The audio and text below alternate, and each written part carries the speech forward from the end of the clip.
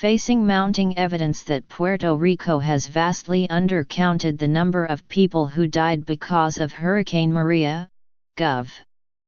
Ricardo A. Rossello ordered on Monday that every death on the island since the calamitous storm be reviewed. Officials will look again at all deaths attributed to natural causes after the hurricane, which made landfall September 20 and knocked out power to 3.4 million Puerto Ricans and to their hospitals and clinics.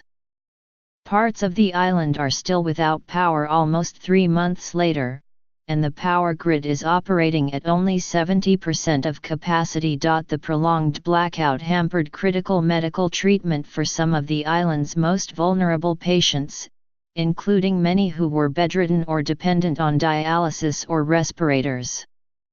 But if they died as a result, the storm's role in their deaths may have gone officially unrecorded. This is about more than numbers, these are lives, real people, leaving behind loved ones and families, Mr. Rossello said in a statement. The governor acknowledged on Monday that the death toll may be higher than the official count certified to date, an apparent about-face for his administration, which has spent months stubbornly defending its counting method, even as it became obvious that it did not reflect the unusually high death rate in Puerto Rico after the storm. Several news organizations, including the New York Times, conducted independent analyses and found that the number of deaths traceable to the storm was probably far higher than the official count of 64. The Times's review, based on daily mortality data from Puerto Rico's Vital Statistics Bureau, found that 1,052 more people than usual had died across the island in the 42 days after Maria struck. The analysis compared daily figures for 2017 with an average of figures for the corresponding days in 2015 and 2016. Puerto Rico's Center for Investigative Journalism reached a similar estimate, that 1,065 more people than usual had died in September and October. CNN compiled figures from half the island's funeral homes to report that funeral directors believed that 499 more deaths than the official count were tied to the hurricane. Methods for counting storm deaths vary by state and locality. In some places, officials include only direct deaths, such as people who drown in storm floodwaters. Puerto Rico's method is not that restrictive. The medical examiner includes some deaths indirectly caused by a storm, such as suicides. The leading causes of death on the island in September were diabetes and Alzheimer's disease, Puerto Rican government data show.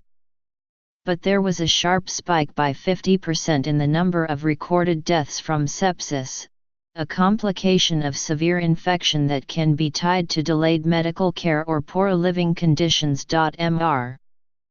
Rossello had previously said that his government would look into questionably attributed deaths reported by the news media. On Monday he said he welcomed the outside reviews of the death toll, but he cautioned that the government could not adjust its official mortality count based on statistical analysis.